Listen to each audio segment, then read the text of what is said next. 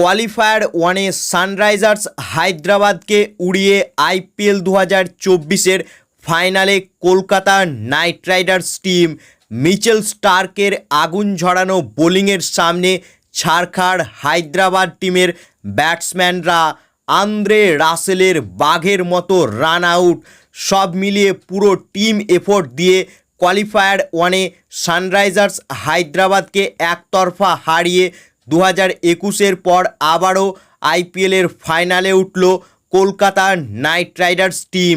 So প্রথমে শুরু করা যাক। তো এদিন কোয়ালিফায়ার ওয়ানে সানরাইজার্স হায়দ্রাবাদ টিম টসে জিতে প্রথমে ব্যাট করার সিদ্ধান্ত নিয়েছিল। এরপর প্রথমে বল করতে এসেছিল কেকেআর টিম এবং অনবদ্য স্টার্ট করেছিল কেকেআরের বোলাররা।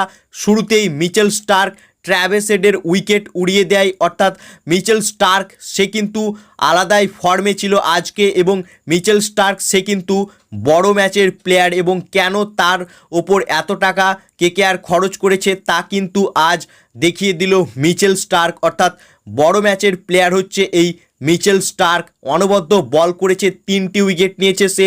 এছাড়াও বরুণ চক্রবর্তী সেও কিন্তু 2টি উইকেট নিয়েছে। তাছাড়া বৈভব আরোরা, হর্ষিত রানা, আন্দ্রে রাসেল এরা 1টি করে উইকেট নিয়েছে এবং হায়দ্রাবাদ টিম মাত্র 39-এর মধ্যে 4টি উইকেট হারিয়ে ফেলেছিল, যেখানে হায়দ্রাবাদের হয়ে এদিন সর্বোচ্চ রান করেছে রাহুল ত্রিপাঠী, তবে তাকে কিন্তু অনবদ্য রান আউট করে আন্দ্রে রাসেল এবং হায়দ্রাবাদ টিম 20 ওভার পুরো খেলতে পারেনি, তারা মাত্র 159 রানে অল আউট হয়ে যায় এবং এই 160 রান চেজ করতে এসে আবারও বিস্ফোরক স্টার্ট করে কেকেআরের ওপেনাররা, যেখানে এদিন রহমানুল্লাহ গুরবাজ সেও কিন্তু 23 রান করে এবং ফিল সল্টের মতনই আক্রমণাত্মক ব্যাটিং করছিল গুরবাজ।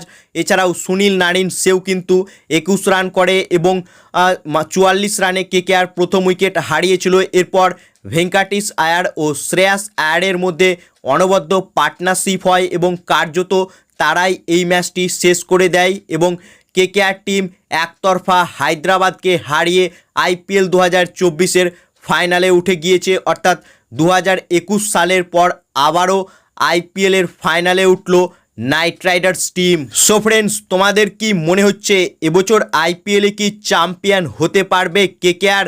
তোমাদের কি মতামত তা কমেন্ট বক্সে লিখে জানাও এবং কেকেআরের ফ্যান হয়ে এবছর আইপিএলে কেকেআরকে তৃতীয়বার ট্রফি তুলতে দেখতে চাইলে ভিডিওটিকে করো লাইক এবং আইপিএল ও কেকেআর সম্বন্ধে আরও খবর পাওয়ার জন্য চ্যানেলকে করো সাবস্ক্রাইব। ধন্যবাদ।